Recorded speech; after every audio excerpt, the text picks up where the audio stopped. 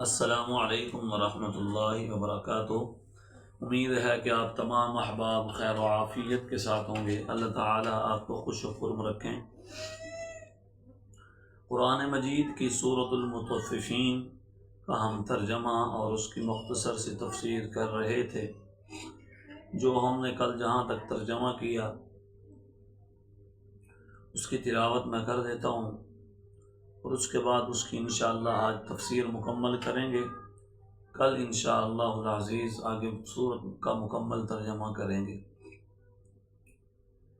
بسم اللہ الرحمن الرحیم۔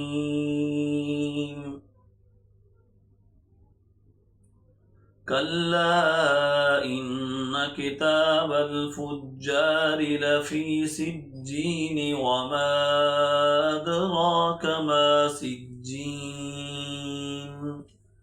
کتاب مرقوم ویل یومئذ للمکذبین الذین یکذبون بیوم الدین وما یکذب به الا کل معتد اثیم اذا تتلى عليه آیاتنا قال اساطیر الاولین كلا بل ران على قلوبهم ما كانوا يكسبون كلا إنهم عن ربهم يومئذ لمحجوبون ثم إنهم لصالو الجحيم ثم يقال هذا الذي كنتم به تكذبون۔ ان آیات مبارکہ کا ترجمہ آپ حضرات کے سامنے آیا۔ انشاءاللہ اب اس کی تفسیر ہم کرتے ہیں۔ یہاں پر ان آیات کے اندر حقوق العباد کے بارے میں اللہ تبارک و تعالی نے ان لوگوں کے لیے بڑی سخت وعیدیں نازل فرمائیں جو لوگوں کا حق کھاتے ہیں۔ خود نبی کریم سرکار دو عالم صلی اللہ علیہ وسلم کے بارے میں آتا ہے کہ نبی پاک صلی اللہ علیہ وسلم ایک مرتبہ مدینہ طیبہ کے بازار میں تشریف لے گئے۔ وہاں جا کر دیکھا تو غلے کے ڈھیر لگے ہوئے تھے۔ آپ صلی اللہ علیہ وسلم نہایت ہی خوش ہوئے، ڈھیروں کو دیکھا، آپ کے دل میں خوشی ہوئی کہ لوگ تجارت کر رہے ہیں۔ اتنے میں جبرائیل امین علیہ السلام تشریف لائے اور فرمایا، یا رسول اللہ صلی اللہ علیہ وسلم، آپ ان ڈھیروں کو باہر سے دیکھ رہے ہیں، اوپر سے دیکھ کر خوشی فرما رہے ہیں۔ ایک ڈھیر کی طرف اشارہ کیا، فرمایا اس ڈھیر کے اندر ہاتھ ڈال کے دیکھیں، وہ غلے کا تھا۔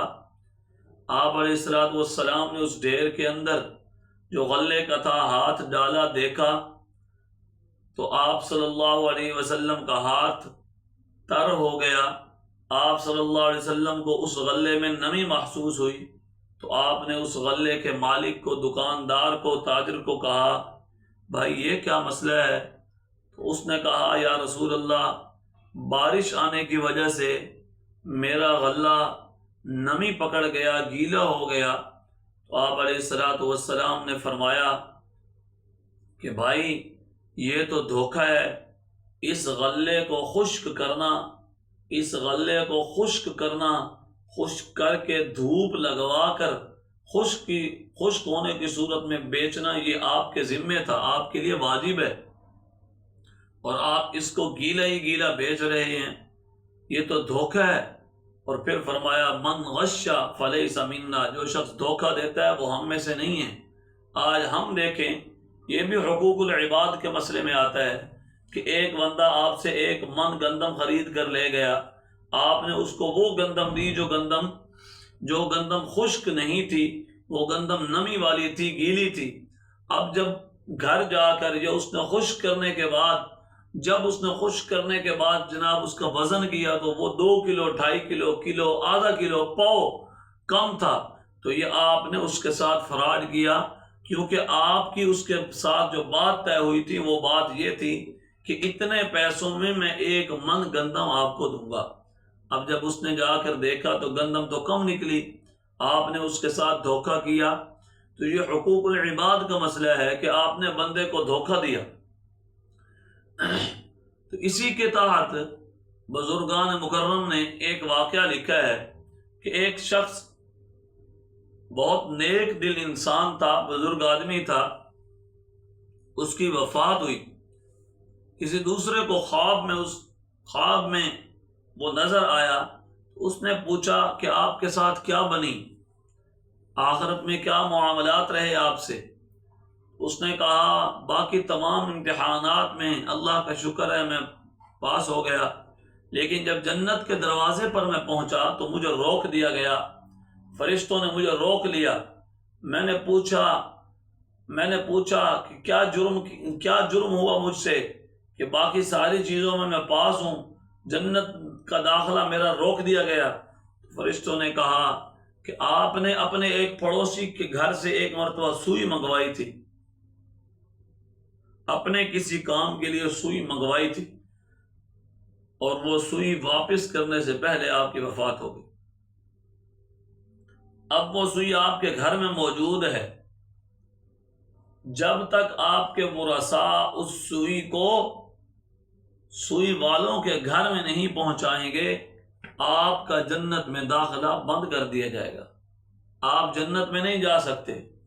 تو میرے دوستو دیکھیں، اللہ تبارک و تعالی پکڑ پر آئیں تو ایک سوئی کی وجہ سے بھی پکڑ رہے ہیں، اور یہاں حالات یہ ہیں کہ سوئی لے کر عاریتن لی، اپنے کام کے لیے واپس نہ کی، اللہ نے پکڑ لیا۔ یہاں چیز اس بندے کی ہے، چیز دوسرے بھائی کی ہے، اس پر ہم خواہ مخواہ کا حق بنا کے اپنا بیٹھ گئے، اس پر خواہ مخواہ کا ہم نے قبضہ کر لیا، اور اس کے ساتھ ساتھ ایک بھائی کی کوئی چیز ہے، ہم اس چیز کو اس کے ہاتھ سے کھینچ رہے ہیں، چھین رہے ہیں۔ ایک بھائی کی چیز ہے، دھوکے کے ساتھ، جھوٹ کے ساتھ ہم اس پر قابض ہو رہے ہیں، لیکن ہمیں یہ فکر نہیں ہے کہ ہم اپنی آخرت خراب کر رہے ہیں، اپنی قبر خراب کر رہے ہیں۔ اللہ تبارک و تعالی تو حقوق العباد میں اللہ تبارک و تعالی، میں نے بتایا کہ حقوق العباد اتنا سخت ترین مسئلہ ہے، اتنا سنگین مسئلہ ہے کہ انسان جتنے بھی بڑے بڑے اعمال کر کے جائے، جتنے بھی صدقہ جاریہ کر کے جائے، آخرت میں اللہ تبارک و تعالی جس نے کسی کا تھوڑا سا حق بھی کھایا ہوگا، جب تک حق واپس نہیں کیا جائے گا اس وقت تک اللہ تبارک و تعالی جنت میں داخلہ نہیں دیں گے۔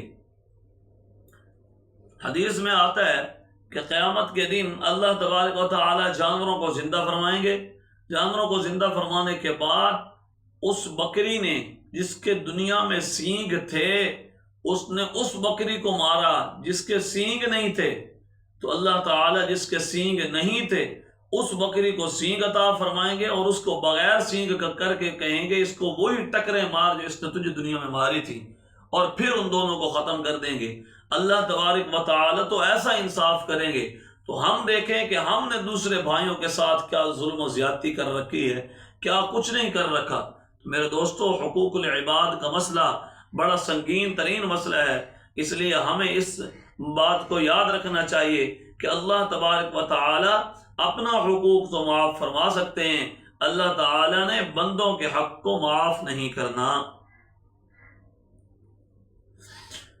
اسی طرح امام اعظم ابو حنیفہ رحمہ اللہ تعالی جو ہم سب کے امام ہیں، اللہ تعالی نے ان کو بڑا رتبہ دیا، ان کا ایک واقعہ ہے، اسی تفسیر کے تحت لکھا ہے ویل للمطففین کے تحت لکھا ہے، فرمایا امام صاحب رحمۃ اللہ علیہ کسی کام کے غرض سے کہیں تشریف لے گئے تو جاننے والے جو حضرات اہل علم ہیں وہ جانتے ہوں گے اس بات کو کہ امام صاحب رحمۃ اللہ علیہ کپڑے کا کاروبار کرتے تھے بڑے وسیع پیمانے پر۔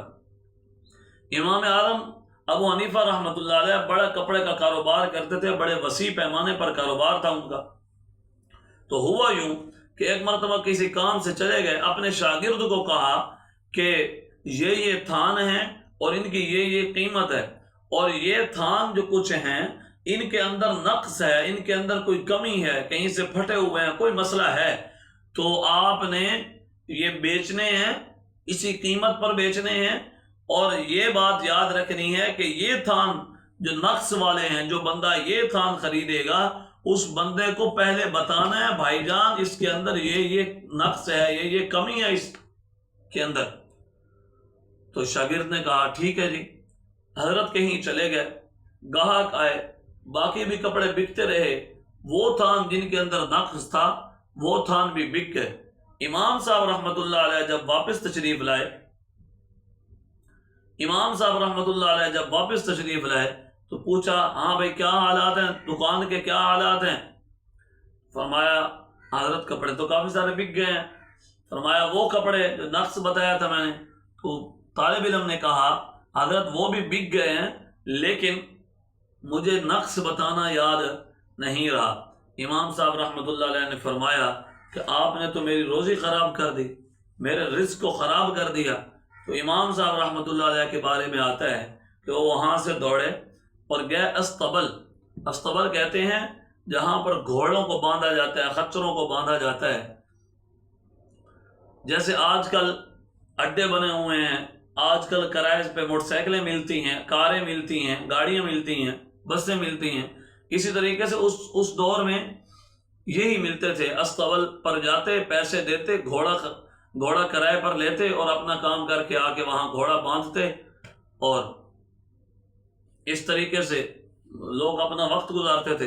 امام صاحب رحمۃ اللہ علیہ استبل میں پہنچے، اس کو کہا بھائی اپنا تیز رفتار گھوڑا دیں۔ انہوں نے گھوڑا دیا، تو آپ اس گھوڑے پر سوار ہوئے، اس قافلے کے پیچھے گئے جس قافلے میں وہ شخص تھا جس نے وہ تھان خریدا جس کے اندر نقص تھا، کمی تھی، اس کو جا کر ساری بات بتلائی نقص کے بارے میں، اپنی روزی کو ٹھیک کرنے کے لیے کہ میری روزی خراب نہ ہو۔ حدیث پاک میں آتا ہے جس بندے نے ایک لقمہ حرام کا کھا لیا 40 دن تک اس کی دعا قبول نہیں ہوگی۔